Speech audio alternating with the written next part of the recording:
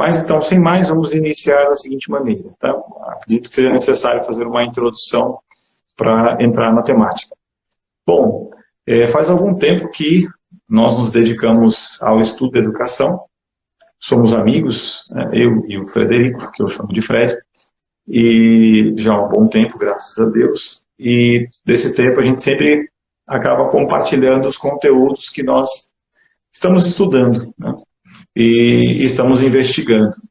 E a investigação que a gente tem feito sobre educação nos levou a esse ponto de ter que ajudar as pessoas a entender algumas questões que estão lá de fundo, e já são praticamente desconhecidas, e que fazem parte, não apenas de uma única causa, né, mas que são razões de fundo do declínio da educação que nós nos encontramos. O primeiro ponto é esse. O segundo, que para a gente entender uma pedagogia qualquer que seja, a gente tem que entender o movimento filosófico por trás dessa pedagogia. A pedagogia, ela se debruça, digamos, a um processo formativo, a formação de um tipo de homem. Mas quem determina esse tipo de homem, ou aquelas ideias sobre este homem, vão se encontrar sempre em alguma base filosófica ou de algum tipo de ideia que queira alçar a ideia, uma ideia que a filosofia é quem poderia fazer isso. A gente teria que recorrer na filosofia a conhecer o homem, este homem, que tipo de educação que esse homem necessita, quais são as exigências, os seus pré-requisitos, para chegar a um tipo de homem. Então, que percurso é esse que vai ser feito? Então, a gente compreende o pedagogo compreendendo as suas influências teóricas. Então, qualquer um deles que nós vamos tratar nesses episódios, né, seja ele Jean Piaget, seja ele John Dewey ou Montessori, todos eles tiveram o seu caminho de estrutura de ideias até chegar à formulação de seus métodos, ou mesmo de algumas ideias que eles lançaram não como pedagogia. Claro que depois estas pedagogias chegaram ao patamar de serem estudadas nas universidades, graças a um outro evento, uma outra causa eficiente. Mas o que nós queremos fazer aqui é ir a este senhor, Jean-Jacques Rousseau, para investigá-lo, para poder ver e depois, inclusive, entender melhor estes outros que nós vamos tratar nos próximos episódios. Então, é necessário conhecer a vida de Rousseau, é necessário conhecer uma de suas principais obras, Emílio, não é a única também. Ele mesmo escreveu Confissões, como Santo Agostinho também escreveu Confissões. Ele tem outras obras, então nós também queremos tratar aqui.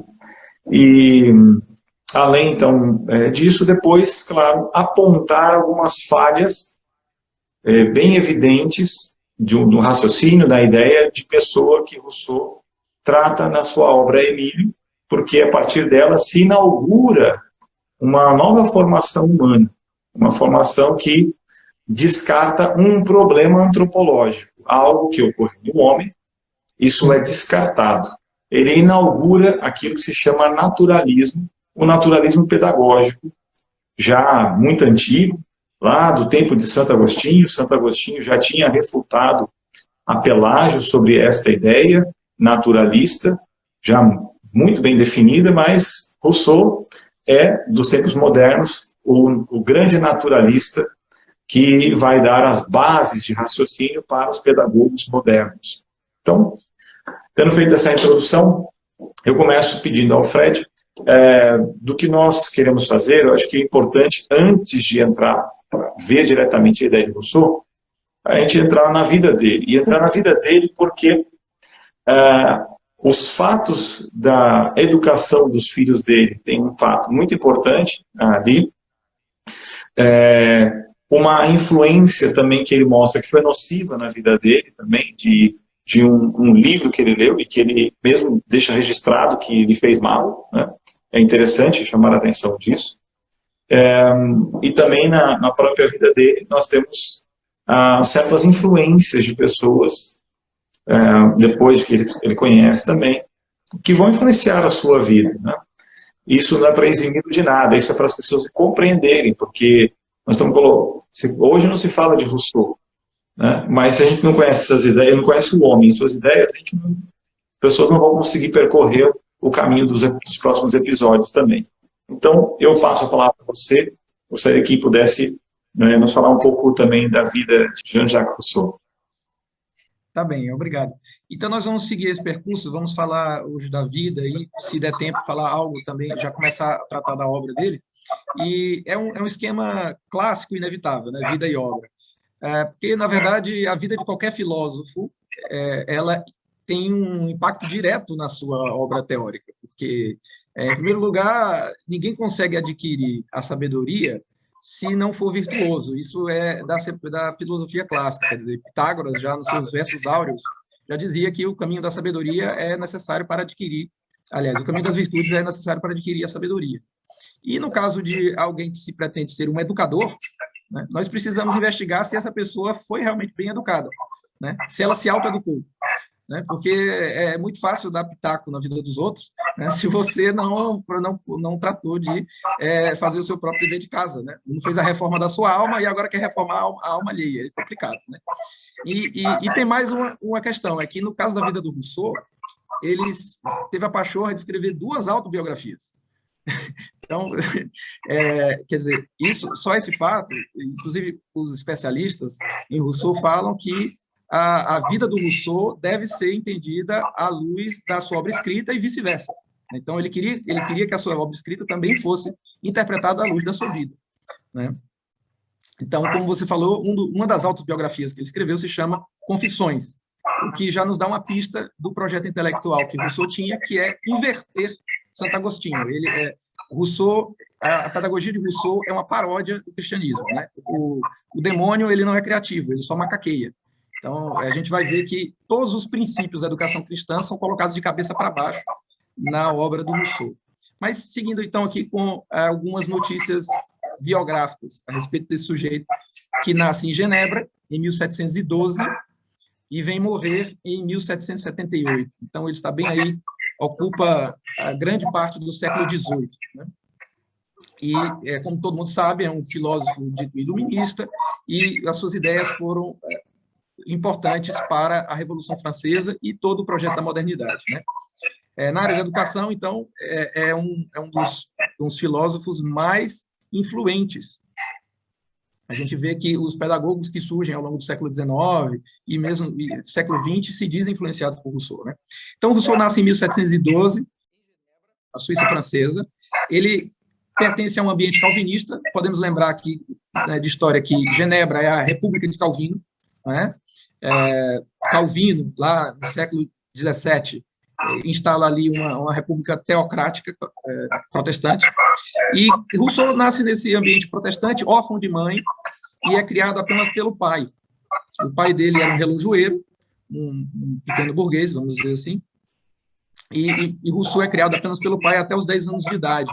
Ele conta lá nas Confissões que se lembra de passar noites inteiras lendo livros com o pai trabalhando na oficina e eles dois lendo de tudo, né? Mas sobretudo romances, novelas e as vidas de Plutarco. Quer dizer, alguma coisa daquela educação clássica pagã ele tinha também, né? Então, assim, é um sujeito que depois no Emílio vai ser tão avesso aos livros, mas ele também se beneficiou de boas leituras, né?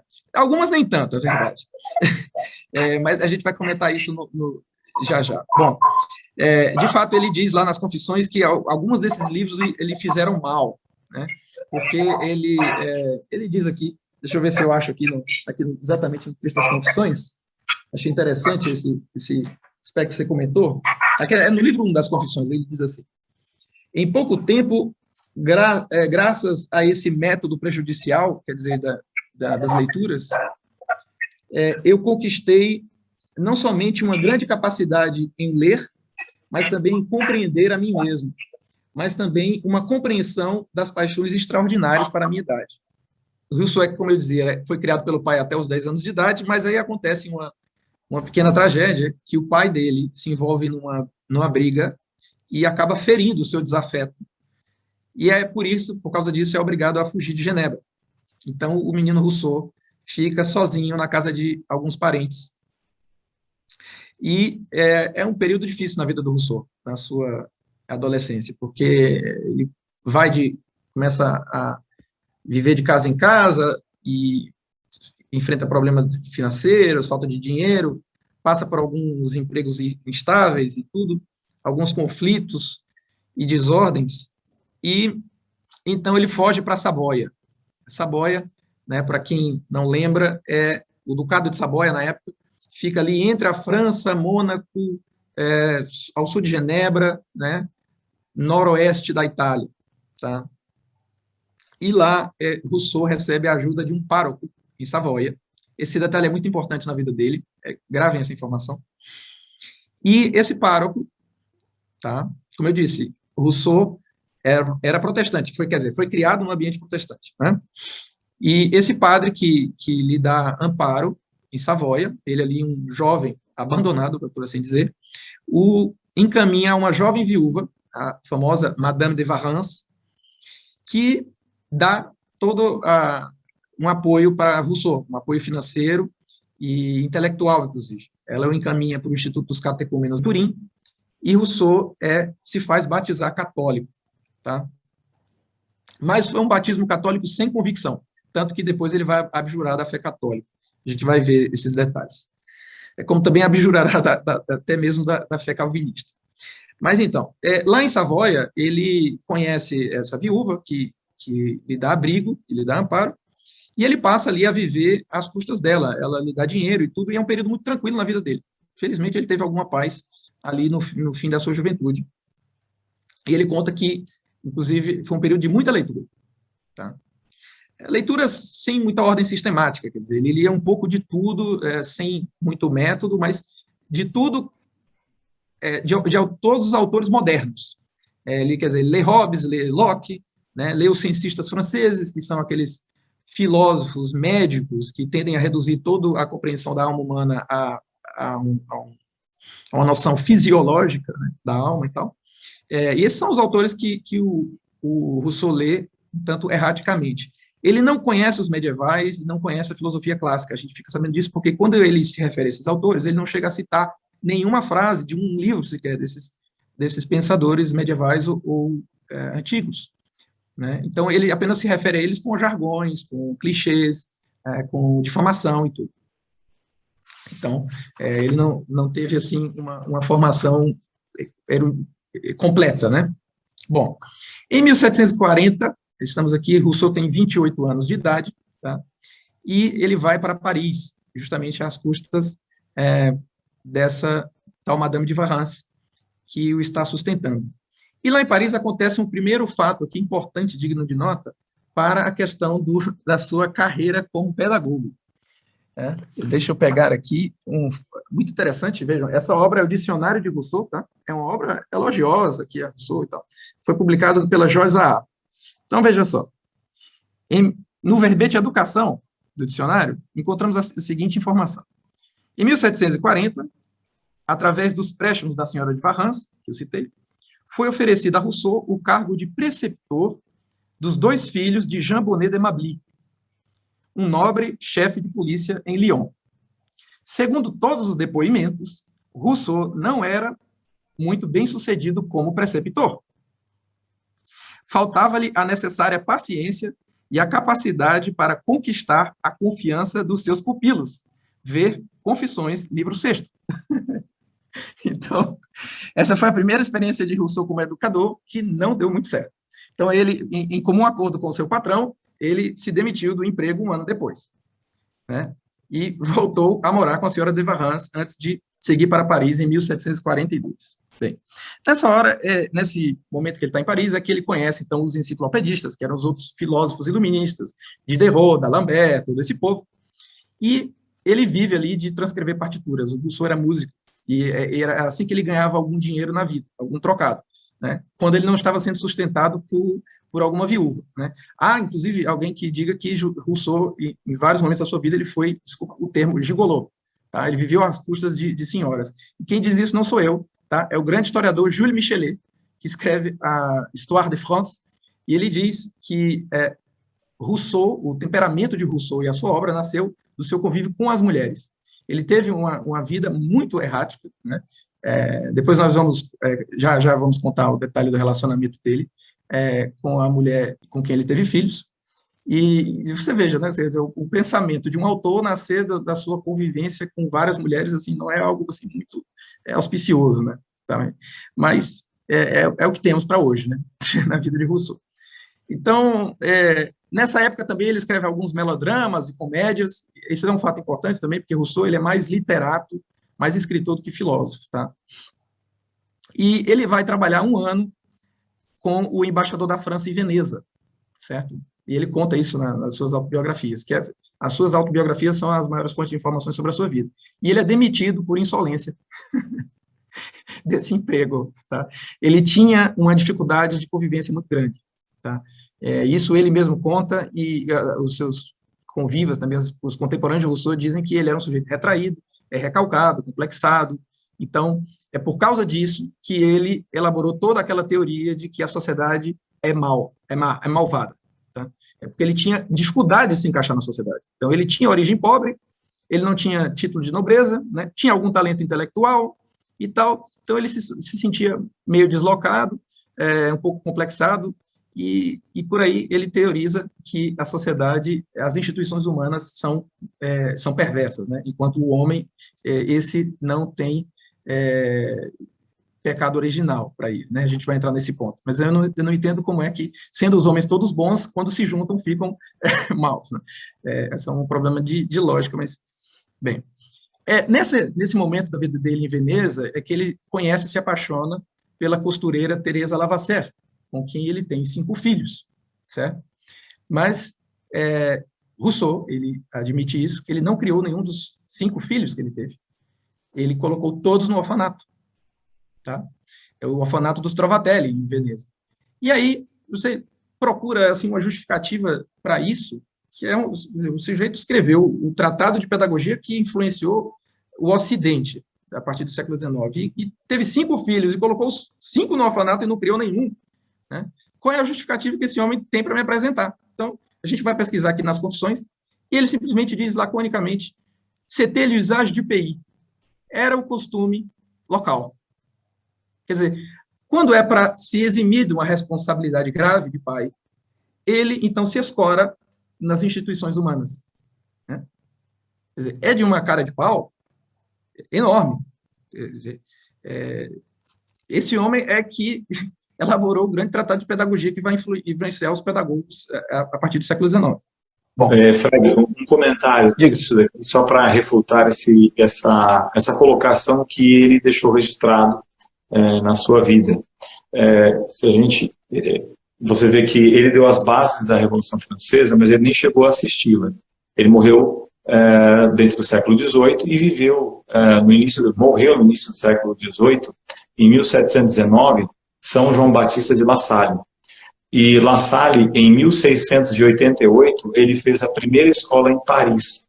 O detalhe só histórico para as pessoas entenderem, Paris, em 1688, quando La Salle faz a primeira escola, né, se tinha o quê? Se tinha a escola, como se diz, hoje seria uma escola de Estado, estatal, onde estudavam principalmente os pobres que tinham que comprovar a pobreza. Você tinha a agremiação de professores que davam aulas particulares. Você não tinha escolas. Só que a partir de São João Batista de La Salle, que atende a todos naquele período, o número de escolas vai crescer enormemente. Para ter uma noção, as paróquias não eram de grande número. Nós tínhamos mais ou menos ali, no início do século XVIII, 500 mil habitantes em Paris. E o número de paróquias, né, não me recordo agora o número, mas as paróquias, elas tinham escolas, né? As escolas eram mantidas pelas paróquias, então o número era grande. La Salle fez uma obra muito grande em toda a França, e existia sim uma obra que La Salle fez, que era algo semelhante ao internato, das 6 obras que ele fez, para atender as crianças que estavam fugindo, inclusive, da ditadura anglicana, por uma série de coisas que estavam acontecendo na Inglaterra, foram para a França acolhidas, mas essa história de orfanato que vai entrar no século XVIII, ela existia, mas não é que era costume. Isso está registrado não só na obra de La Salle, mas na obra do que tinha de educação na França. O número de escolas era muito grande, a França tinha dado um avanço enorme, não era de período integral as escolas, então dizer que era costume é dizer assim, costume das pessoas que não queriam ficar com seus filhos. Tá? Esse é o costume que não queria. Né? E que de repente ele se identifica com isso, porque de modo geral as pessoas não faziam isso, eles estavam procurando aquelas melhores escolas. Então isso não se verifica, inclusive, historicamente, do que ele está falando da vida dele, desse detalhe do orfanato, que é muito mais para justificar o fato que ele não quis educar seus filhos. Isso aconteceu com Marx, isso aconteceu com Pestalozzi, isso aconteceu com um monte desses homens. Né? Eles não quiseram educar seus filhos. Mas eu falo, todo mundo tinha um costume. Não, não era a realidade na França. Mas continuemos aqui. Não quis educar seus filhos, mas quer educar os nossos, né? Através da sua obra escrita, que está aí sendo citada na Faculdade de Pedagogia até hoje. Né? É um pouco como aquele verso do Gregório de Matos, o poeta brasileiro, luz brasileiro, diz assim: a cada canto um grande conselheiro, que nos quer governar cabana e vinha. Não sabem governar sua cozinha, mas querem governar o mundo inteiro. É um pouco isso, né? Muito bom, exato. Excelente. Você vê, quer dizer, na Faculdade de Pedagogia, né, estava até conversando com a minha sogra, que fez pedagogia, ela diz, o Rousseau é muito citado lá na faculdade e tal, e a gente pesquisando e tudo, falando de outros autores que a gente vai descobrindo, católicos, né, esse aqui não, esse nunca ouvi falar. Por exemplo, Giuseppe Lombardo Radice, que é um pedagogo italiano, católico, né, idealista, mas de alguma matriz católica. Você vê a vida dele, ele conta que ele se tornou educador porque ele se tornou pai adotivo de 5 filhos, 5 sobrinhos. Ele acompanhou a morte dramática da tia dele, e a tia dele confiou essas 5 crianças, que ele se tornou pai ali com 18 anos, dessas crianças, dos primos dele, no caso. E as irmãs dele estavam frequentando o curso normal na época, na Itália, que se chamava Instituto Magistrale, e começaram a chegar com os livros, e ele procurava os livros e conversava com o pai e com a mãe dele para ver de que modo ele podia educar melhor aqueles 5 filhos adotivos. Né? E ele diz, quando eu lia os livros e conversava com os meus pais, é que eu me dei conta de que a educação é um problema. É um problema que exige a gente pensar. Quer dizer, a obra de um homem desse é parte da realidade. Parte justamente e da caridade, né, da necessidade de ajudar o outro. Quer dizer, Rousseau não, ele coloca os 5 filhos no orfanato, né, inclusive tendo outros empregos de predecessor que também não dão certo, mas aí ele se sente no direito de pontificar sobre a educação em geral. Né? Bom, então só para seguir aqui com a cronologia da vida dele, 1749, Rousseau, que havia saído de Paris, volta então a Paris, e é aí que ele concorre ao primeiro concurso, né, literário que o torna famoso, que é o concurso da Academia de Dijon, em que a Academia lança o seguinte concurso de monografia, né, responder à seguinte questão: se as ciências e as artes cooperam para a purificação dos costumes. E aí ele, curiosamente, ganha com a tese não. As ciências e as artes não purificam os costumes. O que é curioso para um iluminista. Né? Mas também diz muito a respeito da própria idiosincrasia do Rousseau nesse ambiente dos enciclopedistas, porque ele não é um iluminista assim, totalmente igual aos outros. Ele tem um toque aí que assim, ele apela muito, não à razão, mas ao sentimento. Ele é um sentimentalista. A gente vai ver na obra dele que a moral para ele é um sentimento. Né? Então ele é um sujeito que faz todo um elogio do coração e uma desconfiança da razão. Né? É daí que vai surgir também todo o romantismo na literatura, nas artes e tudo, no século XIX, muito pegando essa veia de Rousseau. Né? Bem, então, ele vence esse concurso literário e fica famoso. Em 1753, 4 anos depois, a mesma Academia de Dijon lança um segundo concurso, em que o Rousseau escreve o seu famoso discurso sobre as origens e os fundamentos das desigualdades entre os homens, né? Esse livro aqui é um livro curto, onde estão aqui os princípios do pensamento de Rousseau, e aqui que ele coloca a sua tese de que o homem nasce bom e a sociedade é que o corrompe. Então, é aqui que ele, de maneira explícita, nega o pecado original. E, então, a gente vai ver todas as consequências disso na pedagogia a partir do século XIX, né? A gente vai ver quase essa infantolatria, essa idealização da criança, né? A gente, assim, não pode nem calcular a influência desse pensamento de Rousseau nos nossos dias, porque é dappertutto, como dizem os italianos, né? Está em toda parte. Por exemplo, eu estava aqui, minha esposa colocou aí no Instagram um vídeo da minha filha declamando um poema da Cecília Meirelles, né? Ela havia memorizado o poema e estava declamando ali tudo direitinho e tal.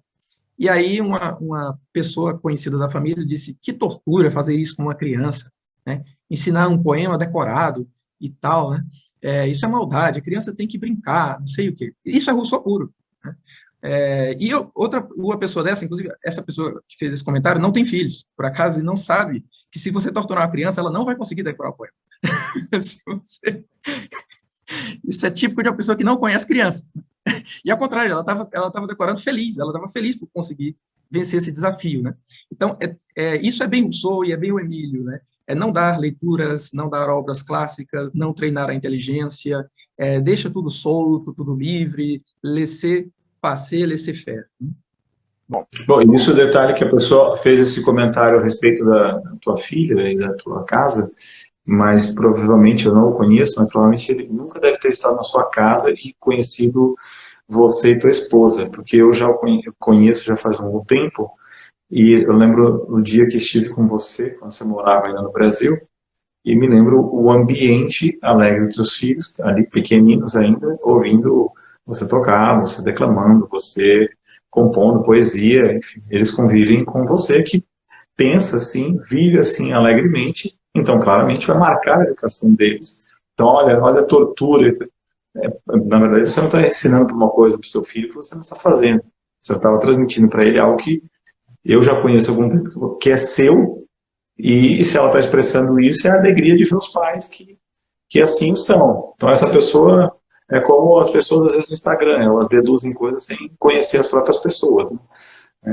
Mas enfim, o importante não é esse detalhe, o importante realmente é esta ideia que as pessoas têm, que é bem de Rousseau mesmo, que vai inaugurar, vai estar de DNA das pedagogias modernas, esse negócio de a criança no centro, que isso vai ser mais para frente, mas essa criança parece que é descoberta como se ninguém conhecesse nada sobre criança antes, e se inaugura essa ideia do brincar, brincar, brincar, porque o Rousseau não tem como a ideia de aprender algo, então você tem tudo que significa aprender é meio perigoso, é ruim.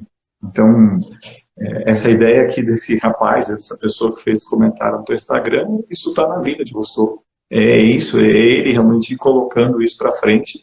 E claro, pelo financiamento das suas ideias, a coisa chegou aos nossos tempos.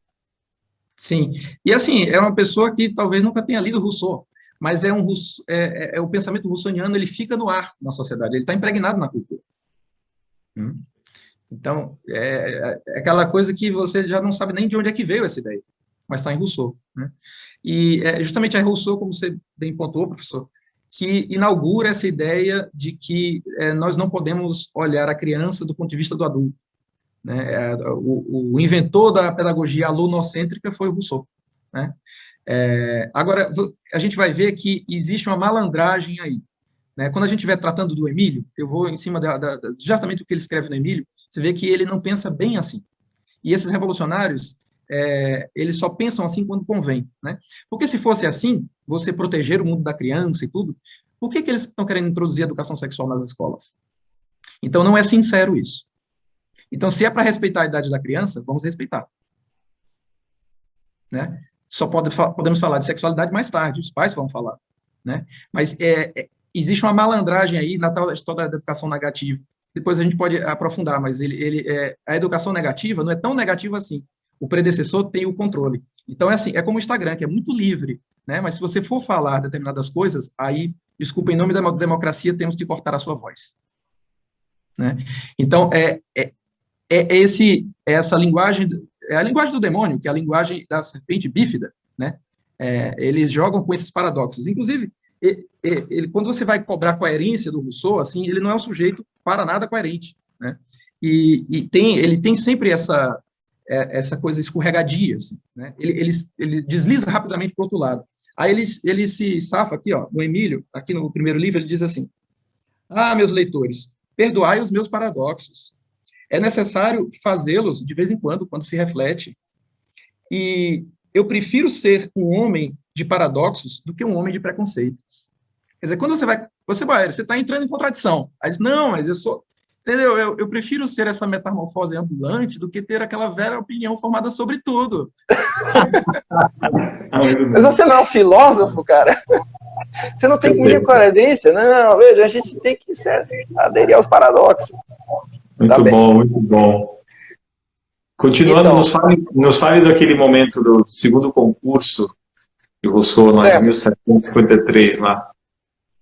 Então, o segundo concurso é quando ele escreve a tese da origem e os fundamentos da desigualdade entre os homens. Tá? É um texto que, inclusive, é muito apreciado por Karl Marx, por exemplo.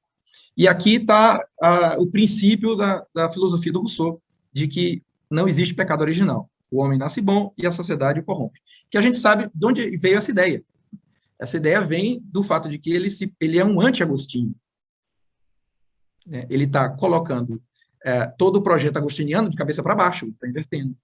Não é à toa que ele deu o título da sua autobiografia, Confissões. Confissões. Ele está invertendo tudo, realmente. Né? Então, por exemplo, ele diz aqui, por exemplo, para Rousseau não existe a noção de pecado. Ele diz assim, ó, quer ver? Olha o que ele escreve. É preferível ter uma concubina do que viver em solidão. Veja, isso aqui é a inversão, né, da frase de São Paulo, na 1 Coríntios, quando São Paulo diz assim: é melhor estar casado do que estar abrasado. Né? Rousseau inverte tudo, né, para justificar o pecado. Ele está o tempo todo fazendo isso. Então, ele diz assim que não existe pecado, existem gozos inocentes. Né? E os deslizes morais são puros amusement, é pura diversão. Né? Então, realmente uma mente maligna. Tá? Bom, agora, sobre essa questão da negação do pecado original, tá? Eu queria ler aqui uma carta do Voltaire, né? Sobre essa tese do Rousseau, de que o homem nasce bom e a sociedade o corrompe. Eu quero ler uma carta do Voltaire. Voltaire que não é um cara bom. Mas para esse cara, para opinar sobre o Rousseau, sendo ele um outro iluminista, né? Aqui para nós é insuspeito. Sim, né? É um iluminista falando do outro, né? Exatamente. Voltaire que foi, ele se diz que ele está na história dele que o tio dele foi quem o desencaminhou. O tio dele que era muito cético, muito ateu, e o influenciou bastante. Voltaire vai desencaminhar bastante, mas ele conseguia perceber que o Rousseau era um perfeito de um idiota. É bom ler o que o Voltaire falou de Rousseau. Vamos ler a opinião do Rousseau sobre esse livro, que é a origem, o discurso da origem e o fundamento da desigualdade entre os homens. O que Voltaire, ao receber o seu exemplar em casa, escreveu uma carta para o Rousseau em 1755, dizendo assim: Monsieur, recebi o seu livro contra o gênero humano. Ninguém jamais pintou com cores tão fortes os horrores da sociedade humana, do qual a nossa ignorância e a nossa fraqueza se prometem tantas consolações. Ninguém jamais empregou tanto espírito em querer tornar o homem uma besta quadrada. A gente tem até vontade de caminhar a 4 patas quando lê o seu livro.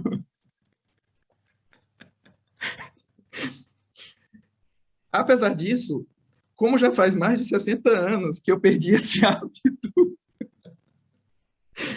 eu sinto, infelizmente, que me é impossível voltar a retomá-lo. E deixo esta ilusão da bondade natural àqueles que sejam mais dignos do que eu e você. Esse é o Voltaire comentando a tese de Rousseau. Quer dizer, o sujeito que não teve crédito nem entre os iluministas. Né? Então, ele inclusive, rompe com os enciclopedistas de uma certa altura, né? Pelas razões pessoais dele, por essa a dificuldade, inclusive, dele de se relacionar com as pessoas. Né? Mas, seja como for, uma coisa interessante aqui é que esse movimento iluminista, ele tem esses autores que idolatram a razão e tem o Rousseau que idolatra o sentimento. São dois ídolos aqui. Certo? E, você veja, não é à toa que o símbolo da Revolução Francesa é a guilhotina. Porque a guilhotina é a separação da cabeça do corpo. Então, a cabeça, que é a inteligência, que é a vontade, não governam mais as paixões sensitivas, os apetites sensíveis. Então, eles, ao cortar, separar a cabeça do corpo, eles querem que não exista mais um homem equilibrado. Quer dizer, de novo a história do pecado original. Né? O pecado original desorganizou o nosso organismo. Nós temos o problema de que nós não temos mais harmonia na nossa alma. O nosso corpo quer, como diz São Paulo na Carta aos Romanos, faço o mal que não quero e não faço o bem que quero. Isso é um efeito do pecado original. Por mais que nós pratiquemos a virtude e tenhamos a graça dos sacramentos, a gente vê que existe essa lei do pecado, como diz São Paulo, entre nós. Existe essa força da gravidade que quer nos puxar para baixo. Né? Mas esses caras, eles não querem enfrentar essa luta da virtude. Eles querem separar, inclusive, querem impedir que o homem se ordene. Né? E é muito figurativa, eu acho, assim, muito simbólica a guilhotina como essa imagem da Revolução Francesa, né? A separação da cabeça do corpo. E tem um quadro de Goya, que eu gosto muito, que o Goya percebeu isso, Francisco de Goya, e ele chama-se El sueño de la razón produce monstruos. O sonho da razão produz monstros. Quer dizer, esse fenômeno, né, essa apoteose da razão, que foi a Revolução Francesa, terminar naquela carnificina, que coisa mais racional, né? Não tem racionalidade nenhuma, é puramente irracional. Né? Então, pelos frutos conhecereis a árvore. Então, aqui, Rousseau, no fim da vida, vai ao Hermitage, ele está sempre se recolhendo em lugares bucólicos, assim, onde ele pode ser acolhido por uma família maçônica que lhe dá amparo financeiro e tal, fica lá escrevendo. E em 1761 e 1762, ele escreve 3 obras muito importantes, que são a Nova Heloísa e o Contrato Social e o Emílio, em 1762. Veja, ele escreveu o Contrato Social e o Emílio no mesmo ano, certo? Publicou no mesmo ano. Isso significa que ele estava escrevendo os dois ao mesmo tempo. Concorda? Inclusive, interessante que o Contrato Social é um livro assim, de 100 e poucas páginas, dependendo da edição. E o Emílio é um calhamaço, né? 600, 500 páginas, depende da edição. E ele estava escrevendo os dois ao mesmo tempo, mas ele gasta mais tinta da caneta no Emílio do que no Contrato Social. Mas ele não é um educador, como nós já vimos. Ele não educou nem os próprios filhos. Ele não deu certo nem como preceptor. Ele é um autor da área da política. Mas ele, justamente, ele investe em preparar o ambiente pedagogicamente para a Revolução. Então, ele coloca a tese dele do Contrato Social e escreve o Emílio para dizer como é que nós chegamos lá. Né? Então, um pouco essa ideia. Assim, o Rousseau, ele não é um educador, pessoalmente falando, mas escreveu uma obra volumosa a respeito. Então, é mais ou menos assim, como, sei lá, se o Zé Disseu tivesse escrito uma obra de educação, a gente tratasse o Zé Disseu como educador. Daqui a uns anos, entendeu? Mas, espera aí, o cara é político. É um teórico, assim, da conspiração política, entendeu?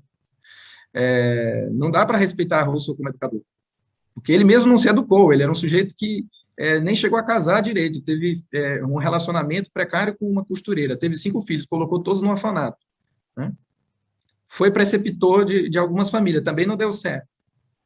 Bem, e aí, então, para fechar aqui, essa ideia, a relação entre o contrato social e o Emílio, a gente tem o seguinte, a ideia do contrato social é que o ser humano, os homens quando se juntam para formar a sociedade, tá?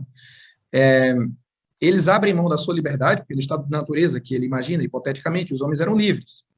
Mas agora, tem outro tipo de liberdade, que são as liberdades civis, que nós acordamos porque estamos na sociedade. E diz o Rousseau, no Contrato Social, o homem passa a pertencer à sociedade e continua tão livre quanto antes. Só que, para isso, ele abre mão da sua liberdade do estado de natureza para constituir o que ele chama de vontade geral da nação. Certo? Ele diz que a vontade geral da nação não é a vontade da maioria. É a vontade geral, ela está por cima da maioria. É o bom destino da nação, que é interpretado pela elite dos iluministros do Supremo. Então, assim, como é que você faz uma vontade geral contra o povo, certo?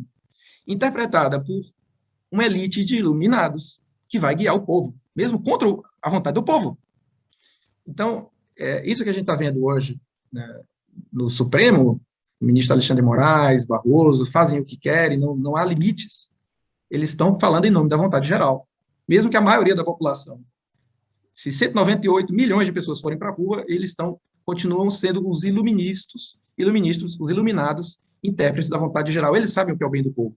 Então, se na democracia o povo elege os seus representantes, né, esse pessoal elege o povo. Eles querem outro povo. É a inversão completa da noção de democracia. Então, Rousseau não era nada democrático. Tá? Não era nada democrático, você só lê o Contrato Social, que você vai se surpreender com muitas afirmações dele lá. Ele, por exemplo, ele faz todo um elogio da Roma Antiga. Na Roma Antiga, ele diz que havia religião civil do Estado, o próprio Estado era objeto de culto religioso, ele diz que isso é bom. Ele vai elogiar os muçulmanos por isso. Então, isso é um assunto que não cabe aqui tanto, a gente poderia, até fiz uma aula que está aqui nos arquivos do Centro São no YouTube, onde eu conto toda essa história da religião civil do Estado na obra dos iluministas. O culto do Estado como Deus. Tá? Mas isso está presente também em Rousseau. Tá? Então, é por isso que, embora Rousseau seja um pensador aparentemente de uma pedagogia anárquica, quer dizer, um Emílio que é solto meio assim na natureza, com as experiências, mas logo aparece o Estado, né, para gerir essa anarquia. Não é uma anarquia completa. É tudo muito bem estruturado e metódico, e com um aparato estatal por cima. Né? De novo, são os paradoxos de Rousseau. E aqui, para fechar mesmo, para concluir a narrativa da vida de Rousseau, lá no Emílio, acho que no livro 5º do Emílio, ele coloca lá a famosa profissão de fé do vigário saboiano, que foi que gerou a condenação do Rousseau na Justiça de Paris. Tá? Que vem a ser o seguinte, ele propõe um ensino tardio da religião. A religião não é para você ensinar para criança, tá? Você tem que ensinar só lá mais tarde, você está lá uns 20 e tantos anos, aí você vai falar de Deus pela primeira vez para ele e tal. E a noção de Deus, de Rousseau, é uma noção de um Deus maçônico, assim. É um deísmo genérico, tá? Não é o Deus cristão, tá? Que é a ideia que já estava em vigor na época da maçonaria, né? Então, se o protestantismo negou a igreja católica, o corpo de Cristo, né? A maçonaria vai negar a cabeça, que é Cristo. Então, Deus é um arquiteto do universo, é um ser abstrato, um ser supremo, que fica lá no céu, né? E não intervém, não adianta rezar para ele, porque ele não vai te ajudar. Né? E justamente por causa disso, eu entendo que no fim do século XVII e início do século XVIII, é que Nosso Senhor vai aparecer a Santa Margarida Maria Alacoque para revelar a devoção do Sagrado Coração de Jesus. Para dizer, Deus não é um Deus genérico que fica lá no céu das ideias e não se preocupa com você. Deus se encarnou na pessoa de Jesus Cristo e tem um Sagrado Coração que continua sofrendo pelas ofensas dos homens. Então, essa devoção ela é um remédio justamente para esses males que vão entrar na sociedade e também na igreja, infelizmente.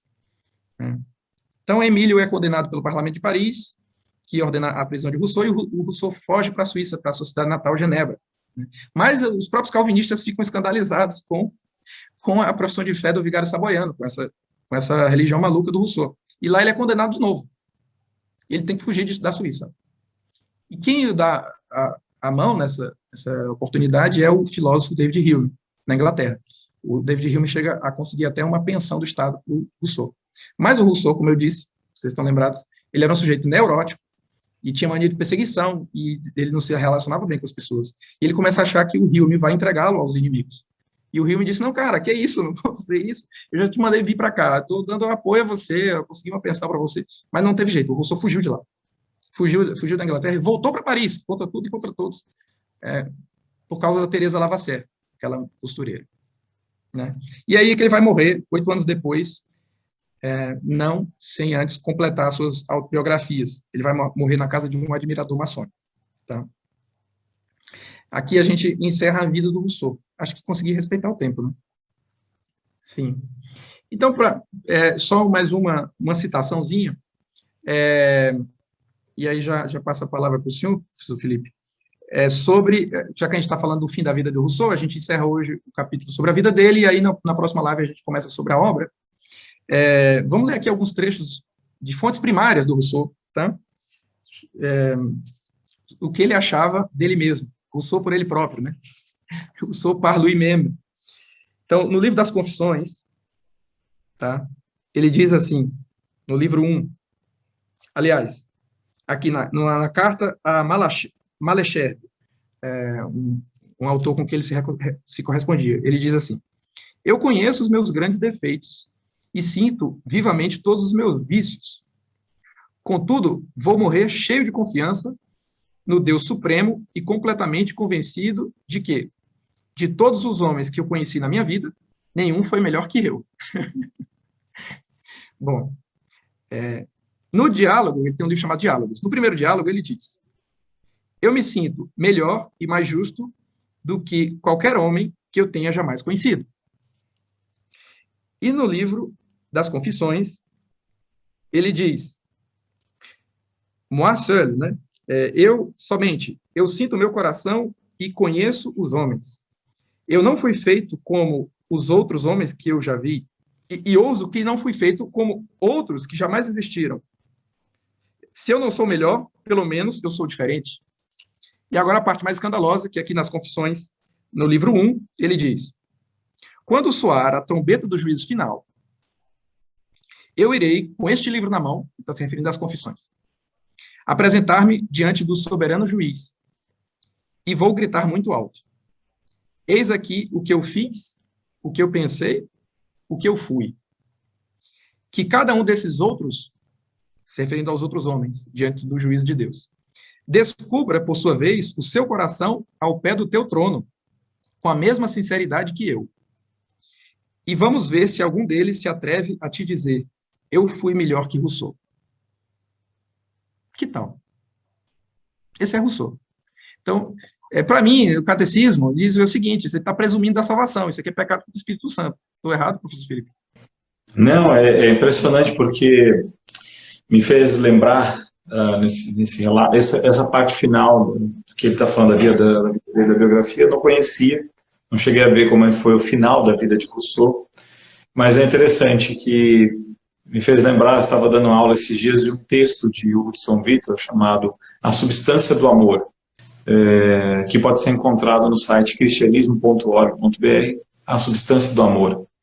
Um trecho pequeno, um texto pequeno, uma pregação de um domingo, pode dizer assim, de Hugo de São Vítor, de 4 páginas, onde ele fala dos 2 rios, né?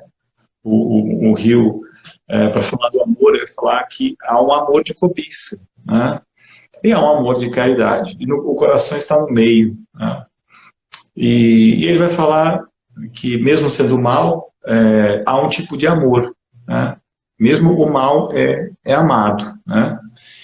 E esse bem que é mal amado, né? Um bem que é mal amado, e um mal que é amado, mas a pessoa às vezes, alguns não notam no início, mas podem se desviando no seu coração, como que endurecendo também. E ele vai falar sobre o ordenar este amor, né? Ele vai ajudar a pessoa a corrigir, purificar a ideia disso daqui. Então é interessante ver o relato de Rousseau, de como ele se vê perante Deus, mas ao mesmo tempo, toda a sua trajetória de sua vida, né, em relação às mulheres, em relação àquela com que ele teve filhos, né, evidentemente, não precisaria fazer uma análise moral, no sentido mais estrito, né, de que ele notava que aquilo havia uma desordem naquilo ali. Isso porque ele é completamente contra a ordem, né? Ele não é favorável à ideia de ordem. Isso se refere a uma coisa, algo de uma ética verdadeira, né? E ele, como ele não conseguiu estudar nada de mais sério de filosofia, um Aristóteles, coisa assim, ele é a vontade imperante, uma vontade, na verdade, que não foi ordenada, né? Ele é o voluntarioso da época. Ele é um garotinho, porque é a época dele. Vamos lembrar que século XVIII, o que é que está acontecendo ali entre o século XVII e XVIII? Aparece o jansenismo, né? Que é um tipo de refutação, é o quarto tipo de refutação à teologia da graça, que Rousseau está refutando na sua obra Emílio, né? Ele é um naturalista, então não precisa de graça, porque não há pecado. Então, claro, assim, então o que ele tem com as mulheres e toda a sua vida não há pecado, né? Então é claro que alguém poderia dizer, não, mas ele não está sendo sincero. Não, não está sendo sincero. É que ele aprendeu a negar e sabotar a sua própria consciência. É isso que está na obra dele. É a refutação disso daqui. Você tem que assassinar a consciência humana. E tudo que compreende a educação. Porque quando você vai falar que mais tarde pode conhecer a Deus, é claro que é o modo perfeito de você sabotar um ser humano. Porque lá no início da infância, com tudo aquilo que os filósofos vão falar de aprender o certo e errado, Rousseau já mata isso aí na fonte. Ele vai colocar, não, lá na frente, e aí você vai ter um Deus assim bem abstrato e tal, né? E esse Deus supremo, uma linguagem bastante maçônica também, né? Que está em tudo, que está em todos, mas que você não tem um relacionamento. Então, o Rousseau, ele termina a vida dele da forma como você colocou, da forma como ele viveu, né? Realmente refutando ideias, porque ele também não as compreendia profundamente, ele não procurou saber isso aqui.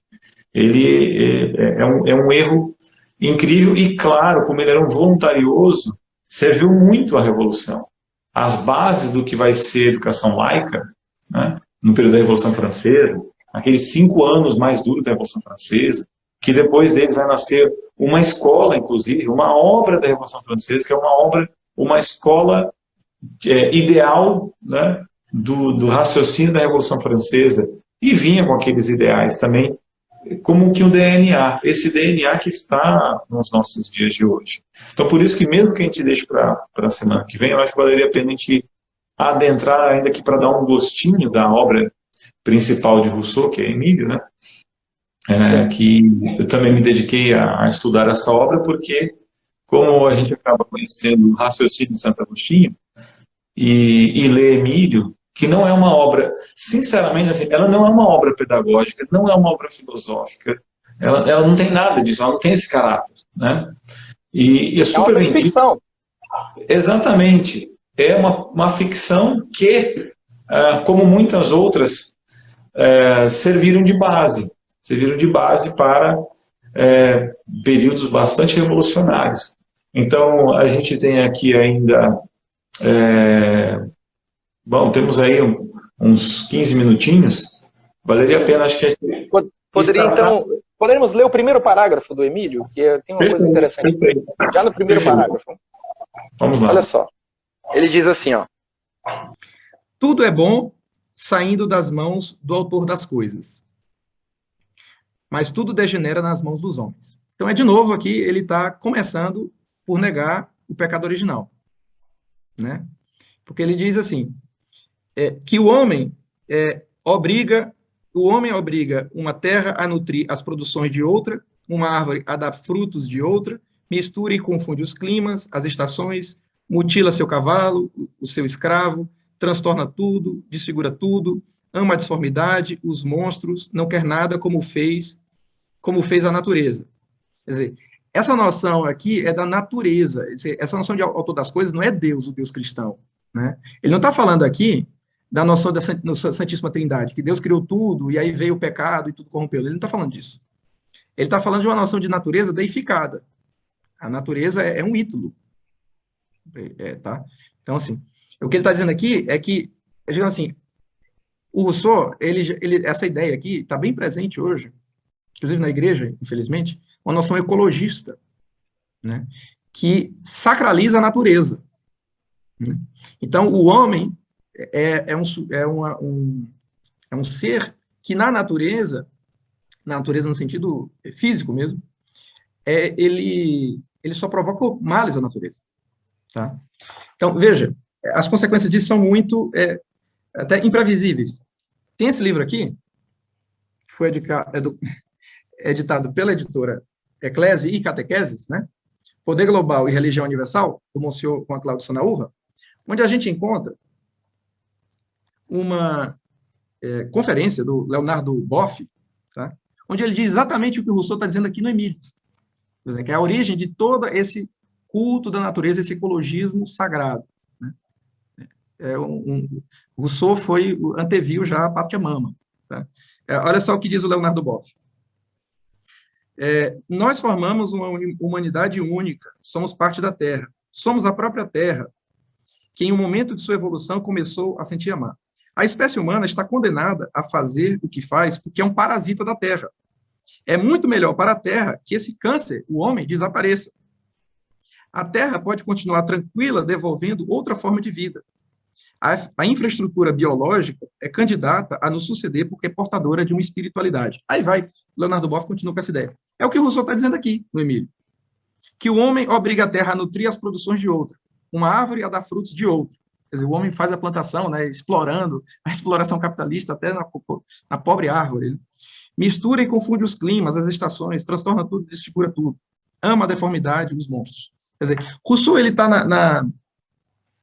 na base de muitos erros que a gente vê hoje em dia. Né? E daí a importância da gente estudar profundamente as raízes desses erros que são flagelo da igreja hoje. Bom, esse livro eu conheço bem, porque eu publiquei o livro, no livro do Monsenhor Sanaúrra, e essa parte da ecologia, eu nem me prendi isso vendo aqui no Emílio, né? Porque foi muito interessante você ter feito a relação direta com a obra do Monsenhor, essa questão da ecologia. Não tinha nem prestado atenção nisso. Porque meus olhos se voltavam no Emílio a compreender esse homem bom que ele tenta sempre justificar. Parece que tentando justificar a vida dele. Né? Que ele é um homem bom, porque ele vai morrer e vai falar, existe alguém melhor que eu. Né? Bastante interessante ele colocar isso. Não tinha visto esse detalhe da ecologia ali no livro dele. Não é a tese principal dele, ainda que está ali. Está dentro da obra dele, como tantos outros erros que a gente tem que verificar. Né? Acredito que escondido, né, não está a questão muito clara da graça na obra, como uma refutação. Ele vai refutar isso pela maneira como ele apresenta toda essa ficção de Emílio. Né? Ela é uma obra para poder falar que não existe pecado original nem necessidade de graça. É isso que aquela obra está apresentando. Mas a gente vai ter que passar uns trechos importantes aqui, e meu receio é o pouco tempo mesmo, porque tem muita coisa onde ele fala isso. Então, vamos fazer o seguinte, como a gente tem pouquinho tempo, não sei como é que você quer dar um fechamento aqui, as tuas ideias, né? A gente não precisa repassar isso, porque no início do próximo encontro nosso, a gente pode fazer um repasse para as pessoas, porque o início aqui da live foi meio conturbado. Né? Sim. Inclusive, para quem aqui está acompanhando... O Instagram interpretando a vontade geral democrática, no sentido russoniano, passou o lápis azul fascista do canal do professor Felipe Neri. Sim, sim. Inclusive, eu estou vendo que tem pessoas aqui de Brasília que estão acompanhando, que perguntaram ao Frederico, agora estão te vendo aqui, algumas pessoas não te conheciam, e inclusive a aula que o Frederico vai dar no Congresso de Brasília, não presencial, né, onde já vai se aprofundar muito mais do que a gente está colocando nessas lives de Rousseau, ainda que a gente vai ter que destrinchar um pouco mais em uma próxima live, na próxima terça-feira. A ideia era já dar um pulo, ir a John Dewey, mas a gente vai ter que segurar um pouquinho e entrar no Emílio. Então, como você quer fechar aqui, Fred? Te deixo aqui para você também. Para fechar, eu estou no Instagram, mas eu estou falando como é que você quer fechar, né? Mas estamos em casa.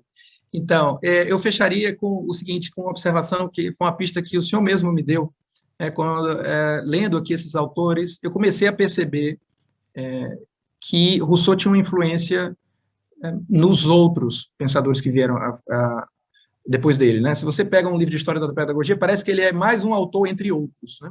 Mas eu percebi que tinha ali realmente, eram todos filhos de Rousseau, de certo modo, né? E aí, conversando com o senhor me deu essa pista, né, que realmente Rousseau ele não está fazendo uma obra de pedagogia, ele está propondo uma nova antropologia. Ele está modificando o pensamento humano num outro nível de estrutura da realidade, né? Então, tem duas antropologias aqui em disputa no mundo ocidental, que é a antropologia de Santo Agostinho, por um lado, e a outra seria a antropologia do Rousseau, né? E isso foi muito interessante, essa observação, essa pista que o senhor me deu. E lendo aqui uma obra do Rousseau chamada Os Diálogos, olha só o que ele diz, né? Ele diz assim: o Emílio, em particular, este livro tão lido e tão pouco compreendido e, portanto, desprezado, diz o Rousseau, não é senão um tratado sobre a bondade originária do homem. Ou seja, é um tratado antropológico, né, para negar o pecado, a doutrina do pecado original, destinado a demonstrar como o vício e o erro, estranhos à constituição do homem, se introduzem nele, no homem, desde o exterior, alterando-o sensivelmente, né? Então, é isso. O próprio Rousseau concorda com o professor Felipe Neri. Não, sim, isso demorou um pouco a entender, porque eu via autores, muitos pedagogos citando Rousseau, ou uma ideia comum entre eles. E uma ideia que nos obriga a conhecer a vida de Rousseau, para poder entender essa nova antropologia, inclusive, não só essa nova antropologia, né? A gente fala nova antropologia, não é porque a gente pode escolher, na verdade, a implosão da verdadeira antropologia, que a gente encontra muito bem explicada por São Tomás de Aquino, que a gente vai perceber da necessidade das virtudes, porque Aristóteles já tinha colocado isso, deixado muito claro, da necessidade para chegar à perfectibilidade do próprio homem. Rousseau não tem isso. Não só não tem, como ele inaugura uma época em que isso é completamente desfigurado. Não se entende mais o significado real da necessidade de ter uma antropologia correta. Alguns vão dizer que a politização da educação ela é muito recente. Na verdade, Rousseau é quem inaugura o tempo da politização da educação. É ele quem vai instrumentalizar a educação. Ele dá as bases para a revolução e, pela educação, como diria o padre Alfredo Sainz, quando vai falar sobre educação, a educação é aquela obra de salvação humana. É a obra perfeita e, portanto, filha da igreja, né? E filha da igreja no sentido que a igreja busca a salvação do homem e essa educação tem que ser à altura do que o homem é. E esses revolucionários todos, uma das coisas que eles mais queriam e lutaram por isso era, como disseram na época da Revolução Francesa, era tirar a igreja da jogada da educação. Então ele vai ajudar muitíssimo com isso daqui, né? A coisa da religião é do privado, né? A educação é outra coisa. Aí eles aceitaram essa ideia e depois o que seria uma busca de uma razão livre, né? Uma razão livre, como eles vão falar no tempo da Revolução Francesa, na verdade livre do quê? Né? Livre de nada, porque ela vai se tornar escrava das suas paixões e cada vez mais ignorantes, né? Não possível de rezar com São Tomás, né? Quando ele rezava: libertai-me, Senhor, da dupla obscuridade na qual nasci. O pecado é ignorância. Então, é justamente o Rousseau, ele faz a oração às avessas disso daqui, né? Porque não existe pecado, na verdade é manter as pessoas no pecado original e na total ignorância do que é o próprio homem, né? E não só do que é o homem, mas do que é Deus, do que são as coisas criadas, né? é a ode à ignorância total, que é inaugurada, depois, é claro, teve todo o seu impacto, são séculos de impacto na educação, a educação é totalmente instrumentalizada e vamos chegar hoje ao estado de coisas graças a uma ideia escrita num livro de ficção, né, que, é claro, alguns podem ficar tão perplexos e falar assim, não, é impossível que uma coisa como essa tenha todo esse impacto. Quando você investiga, não. O DNA do que foi feito e o que você encontra em educação está lá no livro de Emílio, está em toda a obra desse senhor Jean-Jacques Rousseau, que a gente tem que investigar mais. Eu me devotei a ler algumas das suas obras, né? E fiquei perplexo porque a gente vê a realidade, a gente fala assim, olha só, olha o que ele está falando aqui.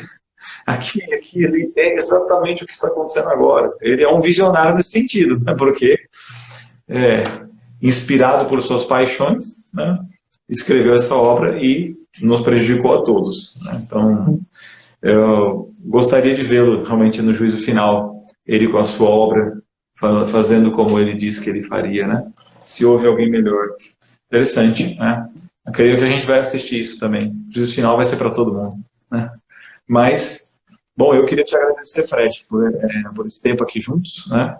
Eu convido que todos, não só para a próxima terça-feira, às 18h30, eu e o Fred vamos nos ajustar, se a gente continua aqui, se a gente vai para o YouTube, porque o Instagram também ele está prejudicando o alcance, porque o número de pessoas que estaria acompanhando seria bem maior, né? Mas o Instagram, se eu estiver aparecendo, ele vai para cima também, né? Então, de repente, no YouTube, apesar de a gente não ter tanta liberdade assim, ali as pessoas vendo com antecedência vão acompanhar, e nós vamos passar depois os outros figurões também da educação. Não serão os únicos, senhores, tá, que estão acompanhando aqui. A ideia é depois continuar, né? O Fred querendo vai estar conosco também, mas também quero aqui depois apresentar Vygotsky, Vallon, Pierre Bourdieu e tantos outros da educação que são posteriores a Rousseau, que foram aprofundando toda a educação revolucionária. Então, para nós, isso daqui é bastante importante, e fica as indicações do que o próprio Fred falou aqui, tá? Eu vou pedir para ele depois colocar junto dos comentários lá na postagem, o nome das obras, para que as pessoas possam ir. Isso aqui não foi tirado da nossa cabeça, isso está na obra dele, está na obra de Rousseau, né? Sobre iluminismo também no período, jansenismo, tudo isso que algumas pessoas possam querer também, eu mesmo vou colocar nos comentários, tem várias obras muito importantes para compreender o contexto social de época. Isso ajuda muito também a gente entender um pouco de Rousseau. Bom, eu agradeço, Fred, deixo as últimas palavras tuas para a gente encerrar. Eu que agradeço, professor Felipe, o convite, e é uma alegria sempre estar com o senhor e com todo o seu público aí. Então a gente se encontra na próxima terça-feira, não é isso?